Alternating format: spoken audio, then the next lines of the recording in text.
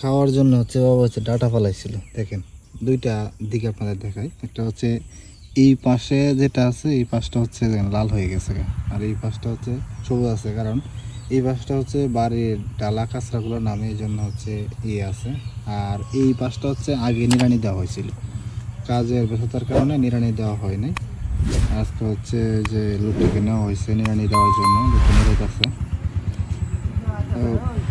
এর জন্য যদি সবজিকে আপনি যে চাষ করার জন্য খাওয়ার জন্য লাগান, সেটা যদি সময় মতনে পর্যবেক্ষণ না করা হয় তাহলে নষ্ট হয়ে যায়। এইদিকে দেখেন, এই পাশটা হচ্ছে নিড়ানি দেওয়া হয়েছিল 1 সপ্তাহ আগে। এই পাশটা অনেকটা ভালো, আর এই পাশটা দেখেন মানে জঙ্গল হয়ে রয়েছে, পুরাটা একদম জঙ্গল হয়ে রয়েছে। আর ওই যে এই লোকটাকে নেওয়া হয়েছিল কাজে করতেছে, আবার একটু নিড়ানিও দিব আজকে।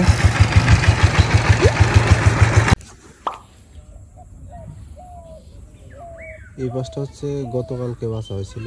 আর এটা দেখেন, এই পাশটা দেখেন ঘাসের কি অবস্থা, মানে ঘাস যে অবস্থা আছে, মানে দেখেন লাল হয়ে গেছে। যেগুলা ঘাস থেকে বাইরে আছে এগুলো লাল হয় নাই, আর ঘাসের ভিতরে যেগুলো আছে এগুলো লাল হয়ে গেছে। এই পাশে ডাটাগুলো দেখেন কত সুন্দর হয়েছে। হ্যাঁ, এটা আর 1 সপ্তাহ পরে খাওয়া যাবে, এখন শাক হিসাবে খাওয়া যেতে পারে। এই পাশের হেলেন্সা শাকগুলো দেখেন কত সুন্দর।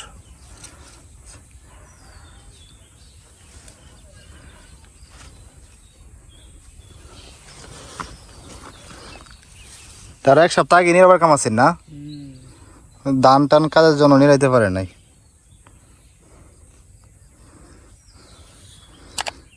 দুইজন আজকে নিয়ে শেষ করতে পারবেন নি? করা যেত না? অনেক গাছ তো বেশি হয়ে গেছে, এই সমস্যা। লাল হয়ে গেছে গাছের যন্ত্রণা।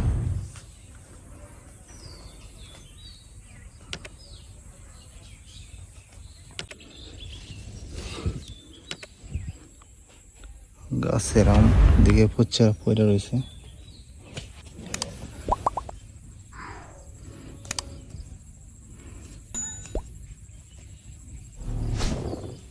প্লাস্টিকের ফর্ম দিয়ে আপনি রান্না করবেন তারেন? হ্যাঁ,